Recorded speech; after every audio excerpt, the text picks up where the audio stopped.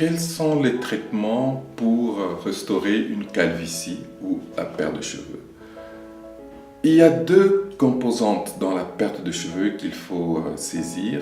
La première composante, c'est que la perte des cheveux est due à une accélération du cycle du cheveu qui va entraîner une miniaturisation du cheveu. Donc, la première chose qu'il faut, c'est essayer d'arrêter cette progression.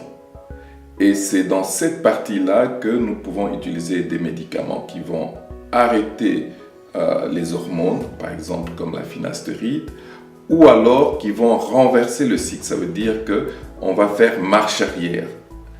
Et ça, ce sont ce qu'on appelle les stimulants, qui vont comporter tout ce qui est vitamines ou tout ce qui est médicaments qui vont ramener de l'énergie au niveau de la cellule pour que celle-ci continue à fonctionner. Et vous allez remarquer que tous ces traitements que nous voyons ne font pas revenir le cheveu, mais doivent agir sur un cheveu qui est existant, mais qui peut-être n'est plus visible à l'œil nu parce qu'il s'est dépigmenté. Ça, c'est le premier traitement. Maintenant, quand le cheveu est totalement arrivé en fin de cycle, il n'y a qu'un seul traitement qui intervient, c'est la chirurgie. Aucun autre traitement jusqu'à ce jour ne peut produire un nouveau cheveu.